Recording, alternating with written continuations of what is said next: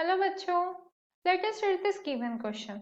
So the given question says that a metal wire of length L1 and the area of cross section A is attached to a rigid support. Another metal wire of length L2 and the same cross sectional area is attached to a free end of the first wire. A body of mass capital M is then suspended from the free end of the second wire. If y1 and y2 are the Young's moduli of the wire respectively, the effective force constant of the system of the two wires is।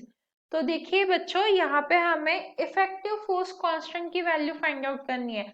अब सबसे पहले force constant होता क्या है, वो होता है हमारा k।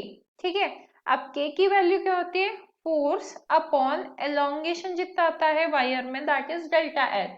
तो ये आ जाएगा हमारा Young's modulus into area divided by original length. अब आप देखिए यहाँ पे y1 y2 दिया है, L1 L2 दिया है और उन्होंने बोला है सेम क्रॉस सेक्शनल एरिया।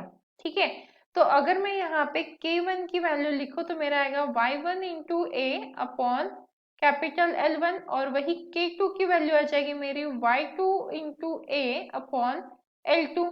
तो ये K1 एंड K2 की वैल्यू कुछ इस तरीके से आ जाएगी।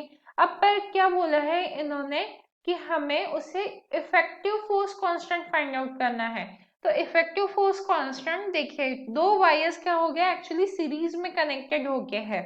ठीक है, तो जब दो वायर सीरीज में कनेक्ट होते हैं तो के इफेक्टिव हम कैसे निकालेंगे, हमारा हो जाएगा K1 K2 and divided by यहाँ पे आएगा K1 प्लस K2, क्योंकि दोनों वायर सीरीज में कनेक्टेड है। अब क्या करेंगे, सिंपली वैल्यूज को सब्स्टिट्यूट करेंगे। सो के इफेक्टिव इज इक्वल टू आ जाएगा यहाँ पे y1 इंटू ए अपॉन L1, यहाँ पे और फिर से मल्टीप्लाइड बाय K2 की वैल्यू आ जाएगी y2 into A divided by L2। ठीक है, डिवाइडेड बाय, अब क्या आ जाएगा K1 प्लस K2, तो यहाँ पे आएगा y1 a upon L1 plus y2 a upon क्या आ जाएगा यहाँ पे L2। तो जब हम इसे सॉल्व करेंगे तो हमारा के इफेक्टिव क्या आ जाएगा, यहाँ पे के इफेक्टिव इज इक्वल टू आएगा y1 इंटू y2 और यहाँ पे आएगा multiplied with area and divided by यहाँ पे आएगा y1 into L2 plus y2 into L1।